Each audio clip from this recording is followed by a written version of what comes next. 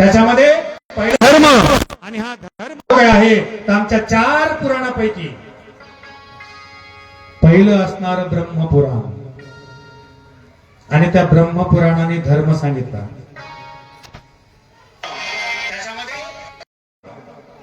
मी सांगितलं एक वस्तू आहे, बोलून चालून 2 रुपयाला तुम्हाला आली, तुम्ही 5 रुपयाला विका, पण 50 रुपयाला विकू नका, हा अधर्म होईल.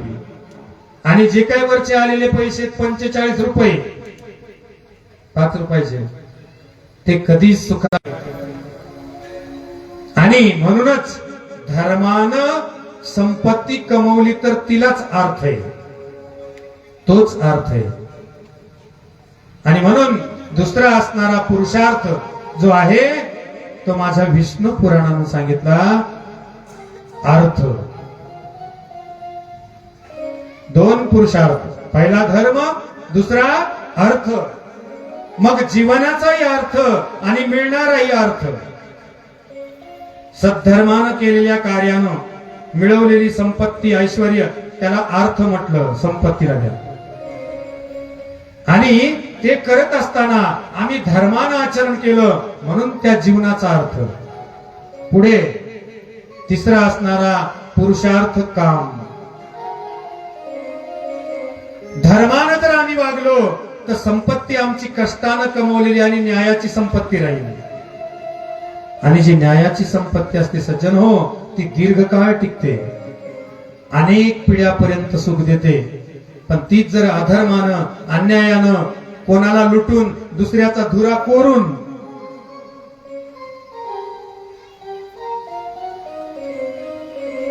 मापामध्ये नसताना सुद्धा धुरा कोरला जातो.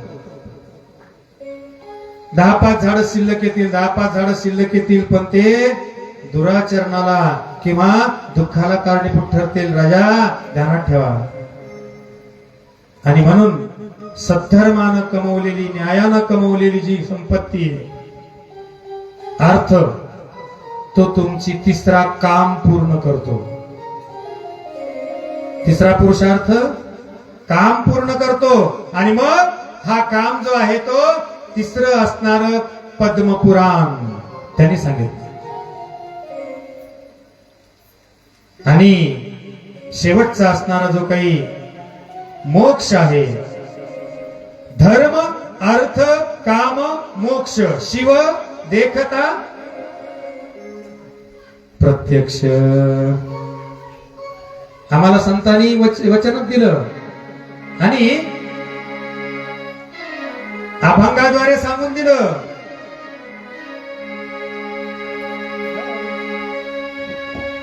धर्म अर्थ काम मोक्ष,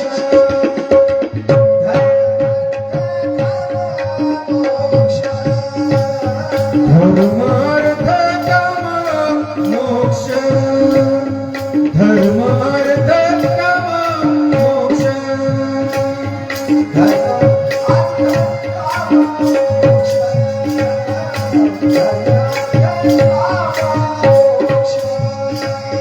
धर्म अर्थ काम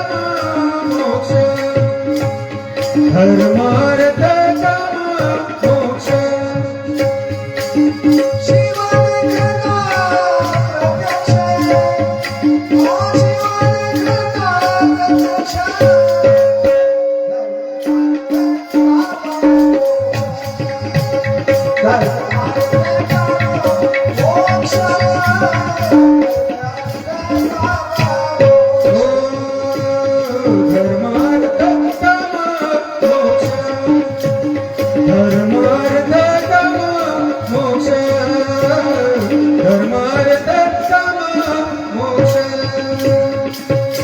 सांगितलं शिव देखता प्रत्यक्ष. आणि जो मोक्ष आहे,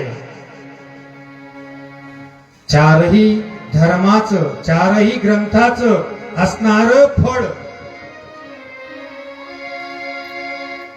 ब्रह्मपुराण, विष्णू पुराण आणि पद्मपुराण या 3ही पुराणाचं श्रेय आणि फलश्रुती रूप जे आहे तो म्हणजे शिवपुराण आहे.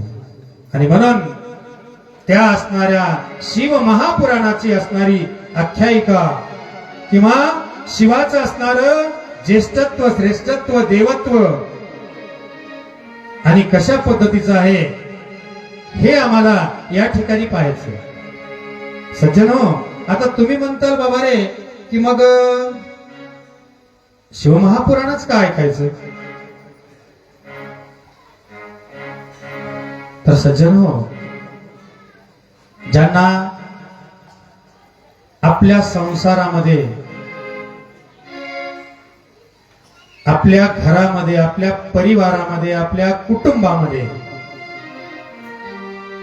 कसं राहावं हे जर शिकायचं असेल तर पहिलं असणार भगवान शिवाकडून शिकावं आणि दुसरं माझ्या रामायणामध्ये सांगितलं. आता तुम्ही म्हणता पहिलं शिवानं काय शिकवलं?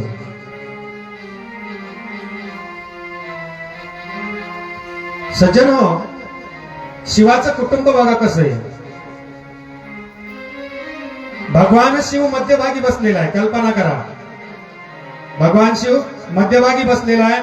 जटेमध्ये गंगा आहे, मस्तकावर चंद्रमा आहे, कपाळाला विभूती धारण आहे, गळ्यामध्ये सर्प आहे. उजव्या मांडीवर असणारा गणपती बसलेला आहे, तर डाव्या मांडीवर पार्वती बसलेली आहे. उजव्या बाजूला आमचा कार्तिक स्वामी उभा आहे. आता लक्षात ठेवा, कल्पना केली, चित्र पहा. आता गंगा, भगवान शिव, मांडीवर पार्वती, उजव्या मांडीवर गणपती आणि कार्तिक स्वामी. आता यांची वाहनं बघा. गणपतीचं वाहन उंदीर आहे, मोर असणारा आमच्या कार्तिक स्वामीचं वाहन आहे, नंदी असणारा भगवान शिवाचं वाहन आहे, तर सिंह असणारा माता पार्वतीचं वाहन आहे. आता हे सगळे जवळ बसले. उंदीर असणारा टुनटुन उड्या मारत होता. गळ्यातल्या सापानं पाहिलं, सांगितलं, हे बारवा, हे उंदरा, याद राख, तू जर वर मांडीवर आलास तर तुला गट्टम सवा केल्याशिवाय राहणार नाही. उंदराला